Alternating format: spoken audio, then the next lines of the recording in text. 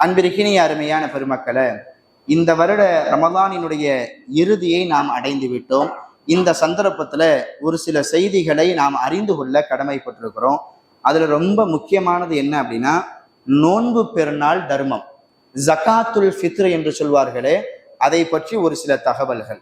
நோன்பு பெருநாள் ஜகாத்துல் ஃபித்ரை அல்லாஹ் ரப்புல் ஆலமீன், அல்லாஹ்வின் தூதரும் நமக்கு எதற்காக வேண்டி கடமையாக்கி இருக்கிறாங்க? நம்ம நோன்பு வச்சிருப்போம், பாவமான காரியங்களை செஞ்சிருப்போம், வரம்பு மீறி ஏதாச்சும் ஒரு பாவம் செஞ்சிருப்போம். அதற்கு பரிகாரமாக இந்த ஜகாத்துல் ஃபித்ர் அமையும். மற்றொரு காரணத்தை சொல்லும் பொழுது, ஏழை எளிய மக்களுக்கு, மிஸ்கீன்களுக்கு அது உணவாக அமையும். பெருநாள் தினத்தன்று எந்த ஒரு ஏழையும் பசி பட்டினியோடு இருக்கக்கூடாது, எல்லா முஸ்லிம்களும் சந்தோஷமாக இருக்க வேண்டும் என்பதற்காக வேண்டியும் அல்லாஹ்வின் தூதர் ஸல்லல்லாஹு அலைஹி வஸல்லம் அவங்க இந்த ஜகாத்துல் ஃபித்ரை நமக்கு கடமையாக்கி இருக்கிறாங்க.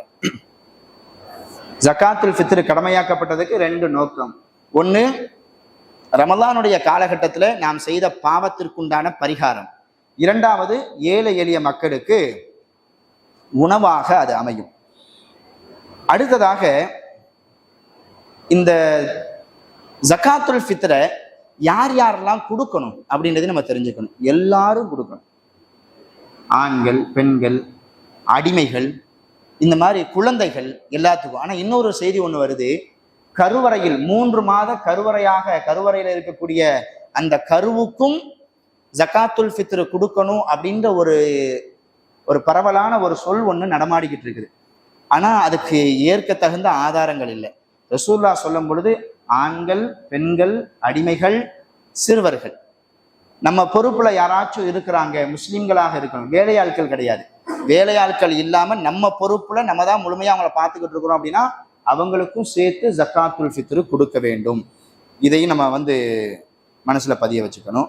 அடுத்ததாக, இந்த ஜகாத்துல் ஃபித்ரை நிறைய பேர் என்ன நினைச்சு வச்சிருக்கிறாங்கன்னா, சுன்னத்துன்னு நினைச்சு வச்சிருக்கிறாங்க.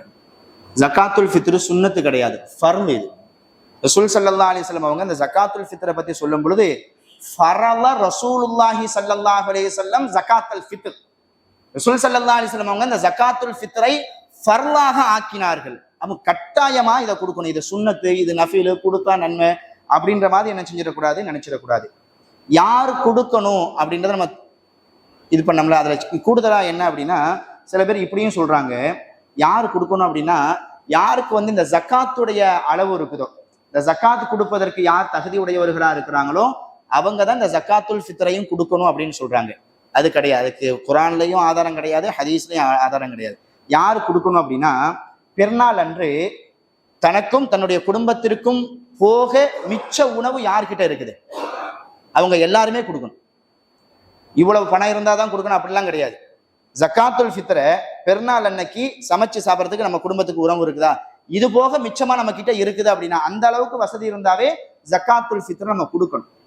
இதை நான் எதுக்கு சொல்றேன் அப்படின்னா, சில நபர்கள் அல்லாஹ் பாதுகாக்கணும், அந்த நிலைமையிலிருந்து அல்லாஹ் அவங்களை பாதுகாக்கணும். ஜகாத்துல் ஃபித்ரை பல இடங்கள்ல இருந்து பெறுகிறார்கள். பல இடங்கள்ல இருந்து, 2 இடத்துல இருந்து 3 இடத்துல இருந்து ஜகாத்துல் ஃபித்ர் வருது. ஆனா அந்த குடும்பத்துல பாத்தீங்கன்னா ஒரு 5 பேர் 6 பேர் இருப்பாங்க. ஆனா ஒரு 10 நாள் 15 நாள் சாப்பிடக்கூடிய அளவுக்கு உண்டான ஜகாத்துல் ஃபித்ர் அவங்களுக்கு சேர்ந்துருது. அவங்க என்ன நினைக்கிறாங்கன்னா, ஜகாத்துல் ஃபித்ர் நம்ம வாங்க தானே செய்யறோம், யார் தந்தாலும் வாங்கிக்கலாம், நம்ம கொடுக்கறது நம்ம மீது கடமை கிடையாது அப்படின்னு நினைச்சு வச்சிருக்கிறாங்க. அது தப்பு. அது அன்னைக்கு உணவு போக மிச்சம் இருந்தாவே ஜகாத்துல் ஃபித்ரை என்ன செய்யணும், நம்ம கொடுக்கணும். அதுபோல அந்த ஜகாத்துல் ஃபித்ரை யார் பெறுவது? இன்னைக்கு நல்ல நிலைமையில இருக்கக்கூடியவங்க சில பேர் கூட இந்த ஜகாத்துல் ஃபித்ரை மீது ஆசை வைக்கிறார்கள் என்றால் அது மனசுக்கு ரொம்ப கஷ்டமா இருக்குது. நல்ல நிலைமையில ரசூலுல்லாஹ் சொன்ன, அன்னைக்கு சாப்பிட்றதுக்கு வழி இல்லை அப்படின்னா ஜகாத்துல் ஃபித்ரை வாங்கிக்கோங்க. எப்படி சொல்றாங்க? அன்னைக்கு சாப்பிட்றதுக்கு வழி இல்லை அப்படின்னா ஜகாத்துல் ஃபித்ரை நம்ம வாங்கிக்கலாம். ஆனா இன்னைக்கு ஓரளவிற்கு நல்ல நிலைமையில் இருக்கக்கூடியவர்களும் கூட இந்த ஜகாத்துல் ஃபித்ரை எதிர்பார்க்கிறார்கள் என்றால் அந்த நிலைமையை, அந்த எண்ணத்தை மாற்றிக்கொள்ள வேண்டும். அடுத்து, இந்த ஜகாத்துல் ஃபித்ரை நிறைவேற்றக்கூடிய நேரம், முடியக்கூடிய நேரத்தை ரசூலுல்லாஹ் நமக்கு சொல்லிட்டாங்க. தொழுகைக்கு முன்னாடி கொடுத்துடணும். எப்பத்துல நம்ம ஆரம்பிக்கிறது அதை நமக்கு சொல்லி தரல. சில இமாம்கள் என்ன சொல்றாங்கன்னா, பெருநாள் பிறையை பார்த்ததுக்கு பின்னாடி தான் கொடுக்கணும் அப்படின்றாங்க. அதுக்கு ஏற்புடைய ஆதாரங்கள் இல்லை.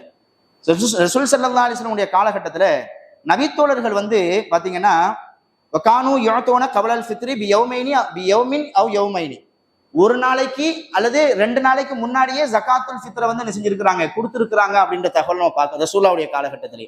அதனால பிறை தெரிஞ்சதுக்கு பின்னாடி தான் ஜகாத்துல் ஃபித்ரை கொடுக்கணும் அப்படின்ற நிலையில இருக்கிறவங்க அதுக்கு எந்த ஒரு ஆதாரமும் இல்லை. ஜகாத்துல் ஃபித்ரை எப்பனாலும் ரமலான்ல எப்பனாலும் வந்து என்ன செஞ்சுக்கலாம், கொடுத்துக்கலாம். அதோடைய கடைசி நேரம் எது, தொழுகைக்கு முன்னாடியே அதை கொடுத்து முடிச்சிடணும். இதை தனியா கொடுக்கறது சிறந்ததா அல்லது கூட்டாக சேர்ந்து கொடுப்பது சிறந்ததா? ரசூலுல்லாஹ்வுடைய காலத்துல ஜகாத்துல் ஃபித்ரை எல்லாத்தையும் அவங்க சேகரிச்சு அவங்க தான் வந்து என்ன செய்வாங்க, கொடுப்பாங்க. இதுதான் சிறந்தது.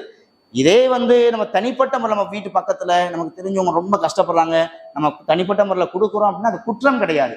சிறந்த செயல் எது? ரசூல் ஸல்லல்லாஹு அலைஹி வஸல்லம் காலகட்டத்துல ஜகாத்துல் ஃபித்ரை எல்லாத்தையும் ஒன்று திரட்டி அவங்க வந்து என்ன செய்வாங்க, கொடுப்பாங்க.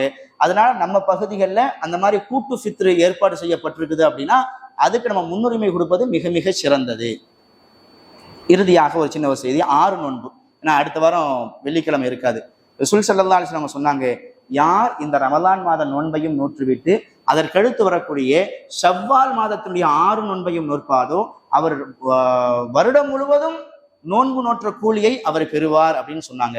அதனால இந்த ரமலான் மாதத்தை முடிச்சதுக்கு பின்னாடி அந்த 6 நோன்பு விஷயத்துல நம்ம கொஞ்சம் கவனம் செலுத்தணும் அப்படின்னா நிறைய நன்மைகள் கிடைக்கும். அந்த 6 நோன்பு விஷயத்துல நம்ம செய்யக்கூடிய இன்னொரு பிழை என்ன அப்படின்னா, நிறைய மார்க்க அறிஞர்கள் என்ன சொல்றாங்கன்னா, 6 நம்ம ஷவ்வால் அதாவது ரமலான் முடிஞ்ச கையோட 6 நோன்பையும் தொடரா வச்சு முடிச்சிடணும், இதுதான் சுன்னத்து, இப்படிதான் ரசூலுல்லாஹ் சொன்னாங்க அப்படின்னு சொல்றாங்க. அப்படி கிடையாது. அந்த ஹதீஸுடைய வாசகத்தை எல்லாம் பார்க்கும் பொழுது பெருநாளை முடிச்சுட்டு ஷவ்வால் மாதத்துல அந்த ஒரு மாசத்துக்குள்ள 6 நோன்பை வச்சு முடிச்சிடணும். தொடரா வச்சாலும் பிரச்சனை இல்லை, ஒரு நாள் விட்டு விட்டு வச்சாலும் பிரச்சனை இல்லை. பெருநாள் முடிச்சு நமக்கு 4-5 நாள் வேலை இருக்குது, ஒரு 4-5 நாள் கழிச்சு வச்சாலும் பிரச்சனை இல்லை. ஆனா சில அறிஞர் என்ன சொல்றாங்கன்னா, பெருநாள் முடிச்சு அடுத்து தொடர்ச்சியா 6 நோன்பு வச்சாதான் அந்த நன்மை கிடைக்கும் அப்படின்னு சொல்றாங்க. அது தவறானது. அதுக்கு மார்க் அடிப்படையில குர்ஆன் ஹதீஸ் அடிப்படையில ஆதாரங்கள் இல்லை.